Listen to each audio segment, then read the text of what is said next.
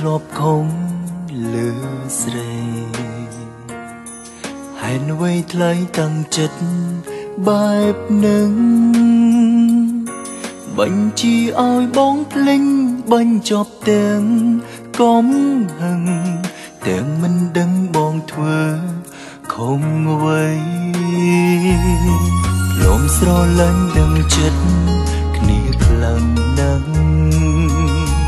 តែត្រូវប្រែរហាំងដូចមនុស្សដទៃ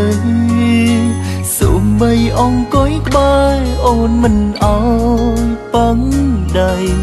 ទុំវៃវៃដូចបងជាអ្នកផ្សេង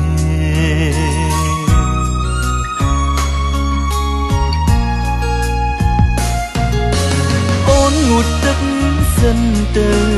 ចាំមកនាងយាយតក្រែងអារម្មណ៍អូនអាចនឹងល្អនាងយាយតល្អជាងពេលនឹងងូតទឹកឲ្យត្រជាក់ក្រែងចិត្តអូនឈប់ខឹងព្រមចិនអូនពេលនឹងបងមិនអាចទទួល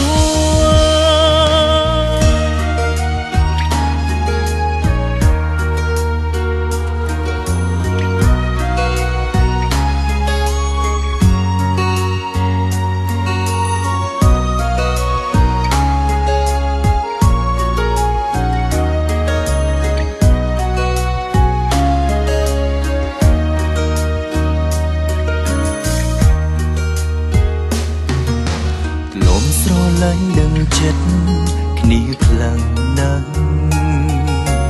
តែត្រូវប្រែរហាំងដូចមនុស្សដទៃសូម្បីអង្គុយក្បែរអូនមិនអោយប៉ងដៃទុំវៃវៃដូចបងជាអ្នកផ្សេង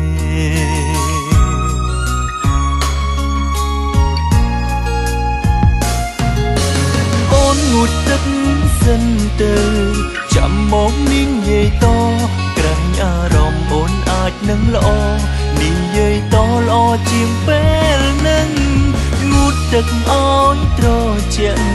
ក្រែងចិត្តអូនឈប់ខឹងព្រមចិនអូនពេលនឹងបងមិនអាចទទួល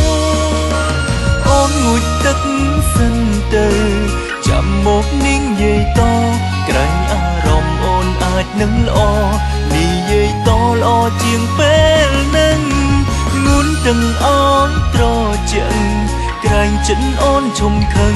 ព្រមចិនអូនពេលនឹងបងមិនអាចទទួល